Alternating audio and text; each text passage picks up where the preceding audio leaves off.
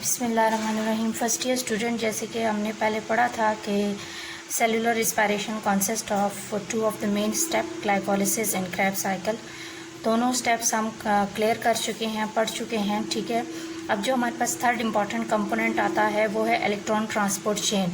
Electron transport chain एक ऐसा हमारे पास प्रोसेस होता है जिसके ज़रिए जो है एटीपी की जनरेशन होती है, यानी एटीपी प्रोड्यूस होता है।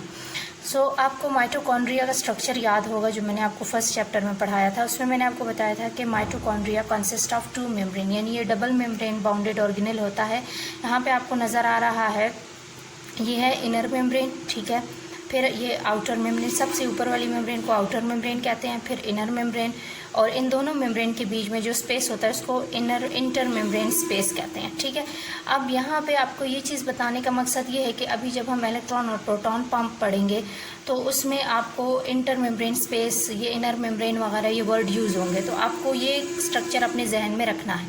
अब माइटोकॉन्ड्रियल मैट्रिक्स का वर्ड भी यूज़ होगा, तो माइटोकॉन्ड्रियल मैट्रिक्स कहाँ है? ये जो इनर मेम्ब्रेन के अंदर ये जितना भी ये स्पेस हमें नज़र आ रहा है, ये सारा हमारे पास माइटोकॉन्ड्रियल मैट्रिक्स है। इलेक्ट्रॉन ट्रांसपोर्ट चेन जो है, हाउ इट इज़ डन, सबसे पहले ये है कि जो इनर मेम्ब्रेन स्पेस है या इंटर मेम्ब्रेन है, इनर मेम्ब्रेन जो है माइटोकॉन्ड्रिया की, ये अंदर वाली जो मेम्ब्रेन है, यहाँ पर group of electrons and protons carrying enzymes होते हैं, और हर एक एंजाइम एक ख़ास सीक्वेंस में अरेंज होता है। इसको कहते हैं इलेक्ट्रॉन ट्रांसपोर्ट चेन या माइटोकॉन्ड्रियल रिस्पायरेटरी चेन या इलेक्ट्रॉन ट्रांसपोर्ट सिस्टम कहते हैं इसके, ठीक है। इन तीनों में से कोई भी आप एक नाम इसका यूज़ कर सकते हैं। अब हम डिफाइन करते हैं कि what is electron transport chain. Electron transport chain क्या है? It is the system of series of electron carrier.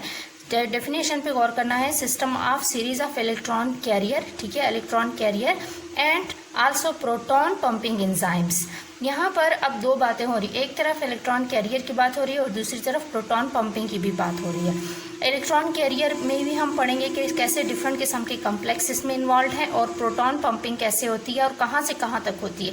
Basically proton pumping से यहाँ मुराद है H पॉजिटिव की पंपिंग। H पॉजिटिव जो है वो मैट्रिक्स से, यानी ये जो इनर मेम्ब्रेन के अंदर मैंने आपको स्पेस दिखाई है कि ये माइटोकॉन्ड्रियल मैट्रिक्स है, इस मैट्रिक्स से इंटर मेम्ब्रेन स्पेस तक की जो प्रोटॉन्स H पॉजिटिव आइंस हैं उनको पंप किया जाता है, उनको मूव करवाया जाता है, जिसको प्रोटॉन पंपिंग कहते हैं।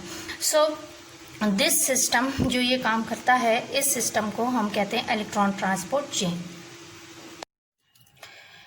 इस नेक्स्ट वीडियो में हमने पढ़ना है component of electron transport chain. Component का मतलब होता है कि इलेक्ट्रॉन ट्रांसपोर्ट चेन किन किन एंजाइम्स और किन किन कम्प्लेक्सेस से बनी हुई है। तो इसमें टोटल तकरीबन 5 मेन कंपोनेंट्स हैं। सबसे पहला कंपोनेंट NADH डिहाइड्रोजिनेज कॉम्प्लेक्स कहलाता है, जिसके दो मेन प्रोस्थेटिक ग्रुप्स हैं, एक FMN है और दूसरा FES कॉम्प्लेक्स है। FMN stand for flavin mononucleotide and then FE iron sulphur complex होता है। जो सेकेंड कॉम्प्लेक्स है वो है FEDH dehydrogenase, that consist of coenzyme Q, जिसको यूबिक्विनिन या UQ भी कहते हैं। जो थर्ड इंपॉर्टेंट कंपोनेंट है वो है साइटोक्रोम रिडक्टेज कॉम्प्लेक्स, जो कि रिडक्शन का प्रोसेस करता है, जिसमें 2 मेन कंपोनेंट्स हैं, cytochrome B and cytochrome C1। Fourth important component is cytochrome C, जो कि as a mobile carrier act करता है। And fifth important component is the cytochrome oxidase complex, which consist of cytochrome A and cytochrome A3।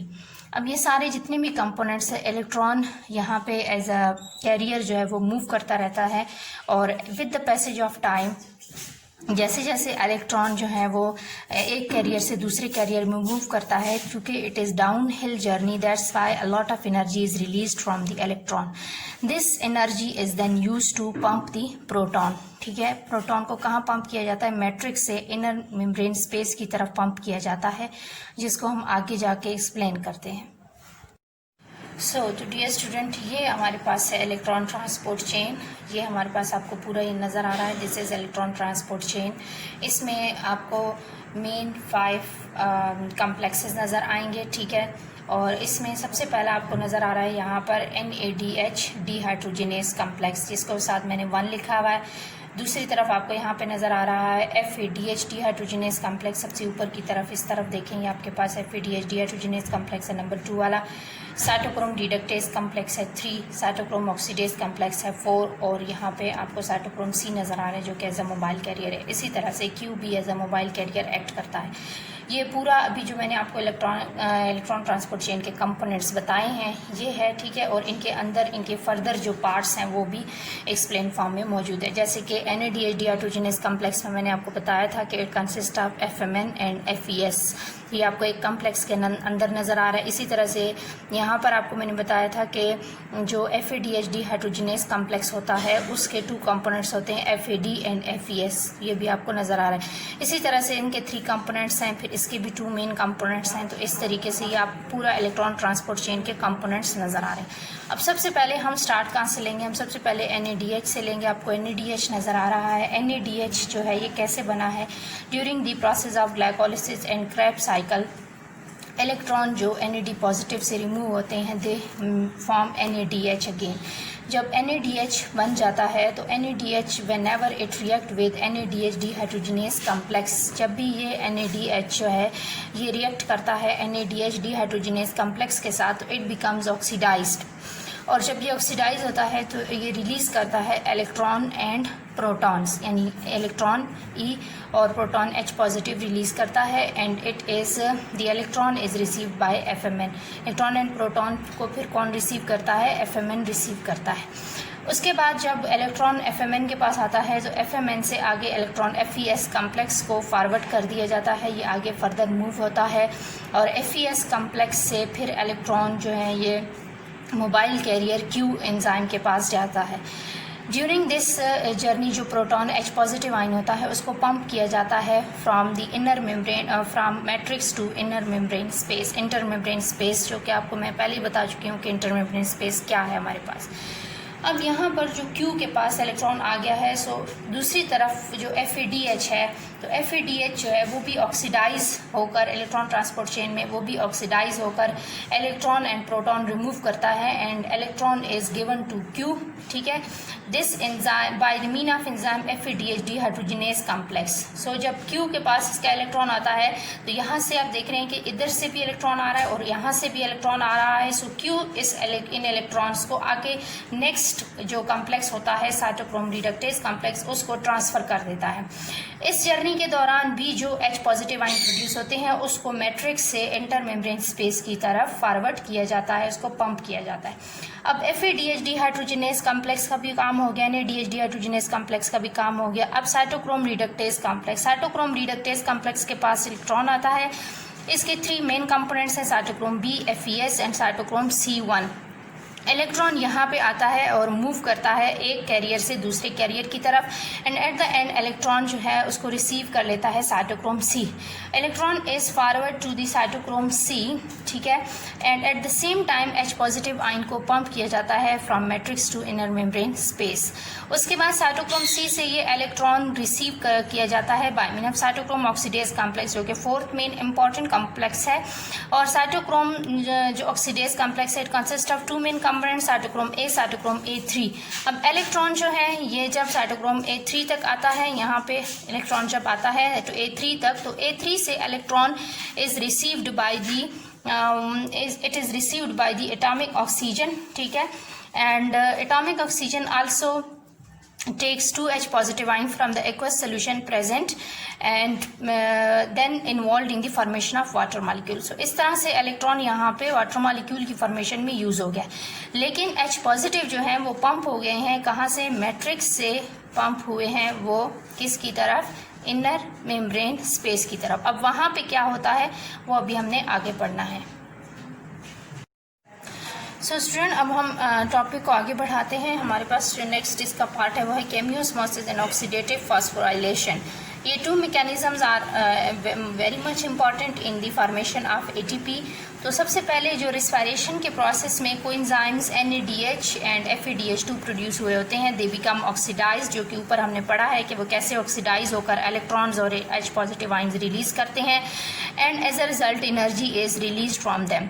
This energy and along with the enzyme ATP synthetase enzyme are together involved in the formation of ATP। so this is called oxidative phosphorylation। इस ATP synthetase enzyme को oxysomes या stock particle भी कहते हैं। आपने structure of mitochondria में stock particle अगर आपको याद हो वहाँ आपने पढ़ा होगा। इसको हम मज़ीद जो है वो एक्सप्लेन करते हैं। ATP सिंथेज जो है ये हमारे पास क्या है, एक एंजाइम है जो कि इनर माइटोकॉन्ड्रियल मेम्ब्रेन के अंदर मौजूद होता है, ठीक है।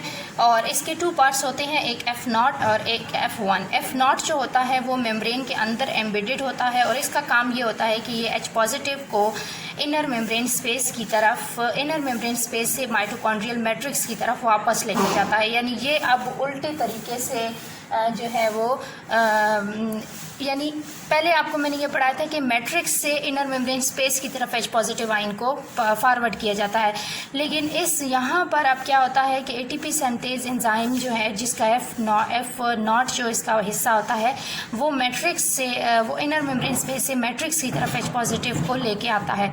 अब दूसरा जो इसका पार्ट होता है वो होता है F1 इसका हेड लाइक पार्ट होता है, ठीक है। हेड की तरह एक बल्ब फॉर्म में पार्ट होता है जो कि मैट्रिक्स की तरफ प्रोजेक्टेड होता है। अब इस डायग्राम को गौर से देखें, पहले आप इसको देखें, इसमें आपको नज़र आ रहा है this is the structure of ATP synthase. ये F0 इसका पार्ट है और ये F1 है और ये F0 है। यहाँ पर आपको माइटोकॉन्ड्रिया नज़र आ रहा है, इसमें ये आपको इनर मेम्ब्रेन नज़र आ रही है, ये मैंने इनर मेम्ब्रेन बनाई हुई है, इसमें आपको ये नज़र आ रहे हैं these are the ATP synthetase enzymes. अब आपको नज़र आ रहा है कि F0 जो है ये मेम्ब्रेन के अंदर बेसिकली बाउंडेड होता है, ठीक है। और F1 जो है ये हेड लाइक पार्टिकल आपको नज़र आ रहा है जो कि बिल्कुल मैट्रिक्स की तरफ, जिसका हेड मैट्रिक्स की तरफ होता है, ठीक है। अब F0 जो है जब भी H पॉजिटिव की कंसंट्रेशन मैट्रिक्स से ऊपर की तरफ यानी इनर मेम्ब्रेन स्पेस की तरफ की जाती है, यानी यहाँ पर अगर आप गौर करें तो H पॉजिटिव को पंप किया जा रहा है इस तरफ, ठीक है। H पॉजिटिव को कहाँ पंप किया जा रहा है, मैट्रिक्स से इस तरफ पंप किया जा रहा है। So whenever there is high concentration of H positive in the high concentration of H positive and the F0 side then as compared to the F1 side, as a result ATP synthetase यानी ये पूरा जो enzymes है ये active हो जाता है and it becomes activated।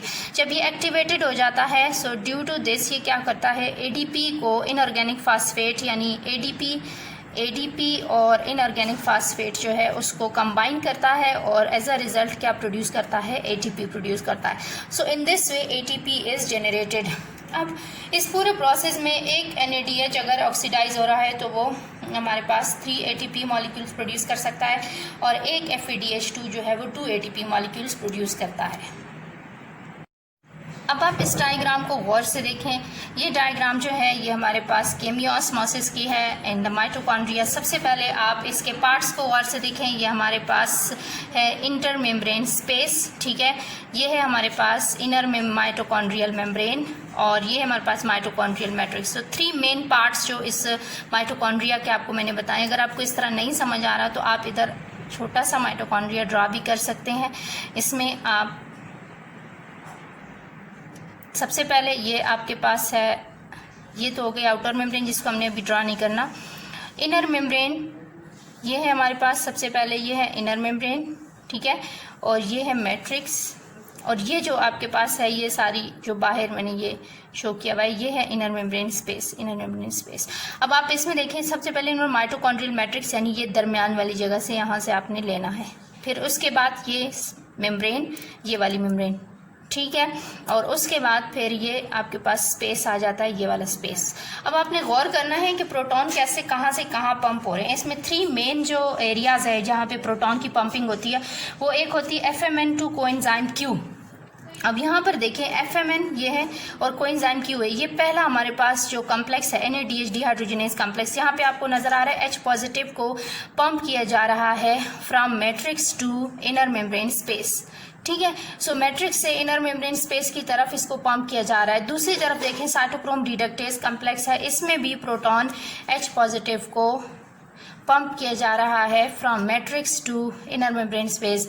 तीसरी तरफ साइटोक्रोम ऑक्सीडेज कॉम्प्लेक्स है, इसमें भी H पॉजिटिव को पंप किया जा रहा है इनर मेम्ब्रेन स्पेस की तरफ। जब यहाँ पे आपको मैंने बताया है कि H पॉजिटिव की कंसंट्रेशन, ये हमारे पास एक ATP सिंथेज एंजाइम उन्होंने शो किया हुआ है, इसमें ये जो इसका पार्ट है ये F0 है, ठीक है। ये वाला पार्ट इसका F0 है और ये हेड लाइक पार्टिकल जो आपको नज़र आ रहा है, हेड लाइक जो इसका हिस्सा है वो F1 पार्ट है इसका।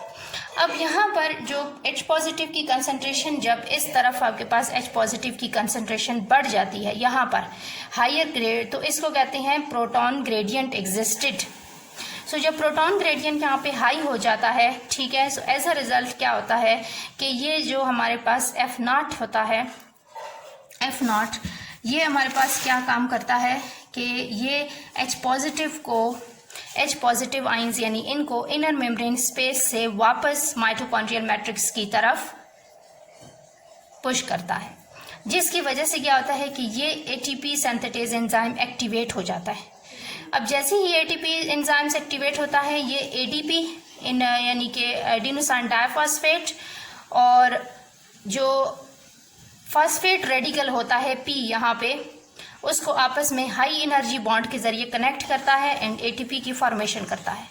सो अब आपको नजर आ रहा है कि H पॉजिटिव आयन जब डाउन हिल जर्नी करेंगे, यानी यहाँ पे इंटरमेम्ब्रेन स्पेस से माइटोकॉन्ड्रियल मैट्रिक्स की तरफ आएंगे, तो automatically they will release energy and this energy will be utilized for the bonding of ADP with the phosphate radical in order to produce ATP molecule. तो इस तरीके से सबसे पहले क्या किया जा रहा है, यहाँ पे सबसे पहले H पॉजिटिव को पंप किया जा रहा है और फिर उन्हीं H पॉजिटिव को नीचे की तरफ लाया जा रहा है। लेकिन बात ये याद रखनी है कि माइटोकॉन्ड्रियल मैट्रिक्स से ऊपर की तरफ पंप किया जा रहा है इनर मेम्ब्रेन स्पेस की तरफ पहले, और फिर इनर मेम्ब्रेन स्पेस से पंप किया जा रहा है वापस माइटोकॉन्ड्रियल मैट्रिक्स की तरफ। तो इस तरीके से ये पूरा प्रोसेस कंटिन्यू रहता है और अ लॉट ऑफ एनर्जी यानी ATP जो है वो प्रोड्यूस होता है। अब इस पूरे प्रोसेस में, इस पूरे मैकेनिज्म को केमियोऑस्मोसिस कहते हैं। इस मैकेनिज्म में सबसे जो इम्पॉर्टेंट चीज़ है वो क्या है, डिफ्यूजन ऑफ प्रोटॉन यानी H पॉजिटिव आइन अक्रॉस द इन मेम्ब्रेन्स जो है वो इन्वॉल्व, ऐसे जैसे वाटर मॉलिक्यूल्स की डिफ्यूजन होती है या ऑस्मोसिस होती है, ठीक है। तो इसको जिस बंदे ने डिस्कवर किया था वो पीटर माइकल था। पीटर माइकल जो है उसने नोबेल प्राइज़ हासिल किया था 1978 में इस थ्योरी को एक्सप्लेन करने पर। ATP की प्रोडक्शन आपको ये याद रखनी है कि it take place both in mitochondria and in case of plants it take place in the chloroplast, क्योंकि पहले भी आपको मैंने एक ATC यानी इलेक्ट्रॉन ट्रांसपोर्ट चेन पढ़ाया हुआ है जिसका ताल्लुक क्लोरोप्लास्ट से था। यहाँ पर जो हमने अभी इलेक्ट्रॉन ट्रांसपोर्ट चेन पढ़ा है उसका ताल्लुक जो है वो all of the higher animals और जो भी आप इसमें कह लें माइटोकॉन्ड्रिया में है, ठीक है, जिसका ताल्लुक माइटोकॉन्ड्रिया से है। सो ये माइटोकॉन्ड्रियल इलेक्ट्रॉन ट्रांसपोर्ट चेन हमने आज एक्सप्लेन किया है और इससे पहले आपको मैंने क्लोरोप्लास्ट में इलेक्ट्रॉन ट्रांसपोर्ट चेन एक्सप्लेन करवाया था। सो अब आपको इलेक्ट्रॉन ट्रांसपोर्ट चेन समझ आ गया होगा। अगर किसी किस्म की कोई भी आपको इशू या कोई मसला हो तो आप क्वेश्चन कर सकते हैं।